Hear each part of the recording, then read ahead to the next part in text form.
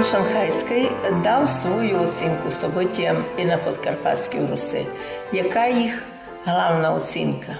Святий провидець Іоганн, дійсно провидець, котрий і нині для нас благодатний святий чоловік, завжди говорив про територіальну експансію Константинополя на канонічних територіях Руської церкви.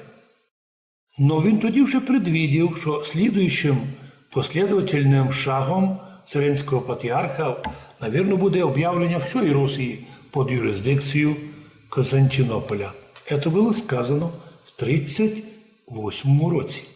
Іменно у тих странах, де то робилося, создавалися нові розділення і конфлікти. Але нам так важливо знати, що яку оцінку дав святитель Іоанн для нас. Він указав о повному такому духовно-національному возрожденню русинського народу, він казав руського народу. Патріарх Мелетій IV устраює всеправославний конгрес із предстоятелів віддільних церквей, котрий постановив перший раз ввести новий стиль. Це знову була конфліктна ситуація, бо у самій греческій церкві вийшло розділення. Часть греків не признала новий стиль. Патріарх Григорій VII признав постановлення Живоцерковного собора о незложенні патріарха Тихона як законним, котрого незадовго перед тим Константинопольський синод об'явив ісповідником. А затім вступив в общення з обновленцями у Росії, і котрое поддержується, на жаль, донині.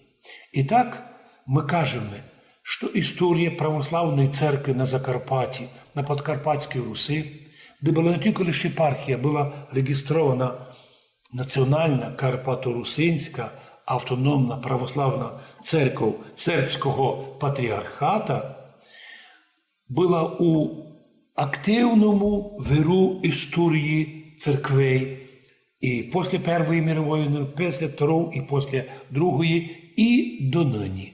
Но нині дві єпархії, Мукачевська і Хуська, свідчать про те, що ми, видя, скільки обід наробив Константинополь у древності, нині вся єпархія 100%, ні один приход, ні одна церква самовольно не перейшла.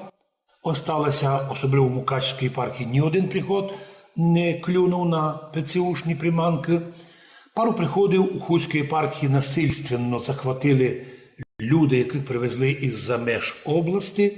Но в будь-якому випадку 99% православної Закарпатті держаться єдинства з Українською православною церквою, яка для нас канонічна, бо в повній формі, в повній свободі церковній совершає своє служення.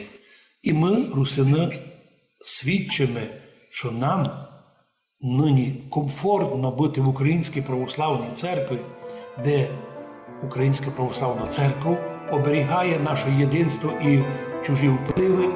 Ми через неї виходимо на Вселенську церкву, а значить, ми держимося благодатної, канонічної, спасаючої церкви, а не просто якоїсь конфесії, яких нині насіялося много, але у них не є ні Христа, ні спасіння душі.